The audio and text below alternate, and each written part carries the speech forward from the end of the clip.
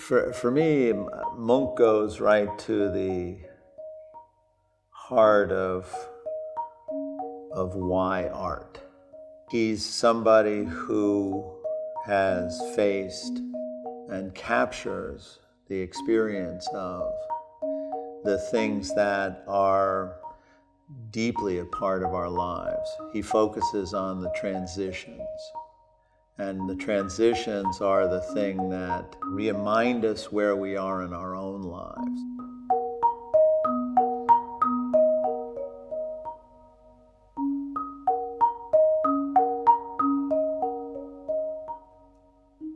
Where I kind of came to a revelation through Munch, I would say, was The Sick Child. It's a painting of the death or dying of his sister, and he's brought you to that place.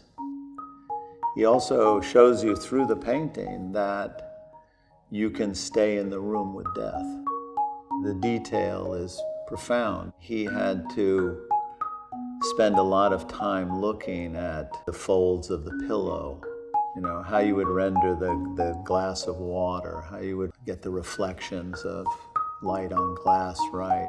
You take a photograph of a dying person and you don't notice the details. You don't stay there. You run as fast as you can because you know what you're seeing, With the painting, he seduces you into just staying there. And that's something that really moved me.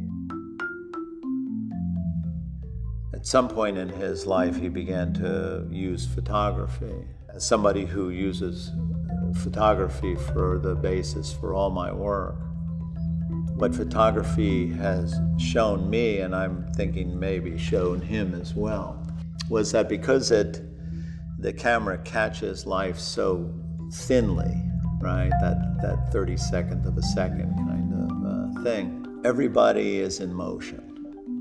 You take a snapshot, everybody is slightly dipping a head or slightly turning or weighting themselves. You capture a sense of the real body, the physical body. And I think that that's something that he is very sensitive to. There's also a sense in his work of almost like a panning into a scene. There's a rhythm to the looking that comes through the stroke of the brush, and that actually takes you through the painting. You follow lines that he's drawn as he's developing a shape and a person. The Girls on the Bridge painting has that quality of this. You see the girls, of course, but you pan into that whole scene. You go all the way to the back, look around, and then move your way back into the subject matter.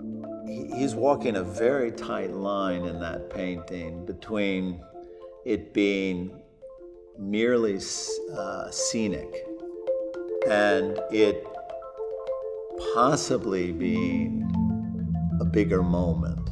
Thinking of it as a transitional moment, moving into puberty or something like that.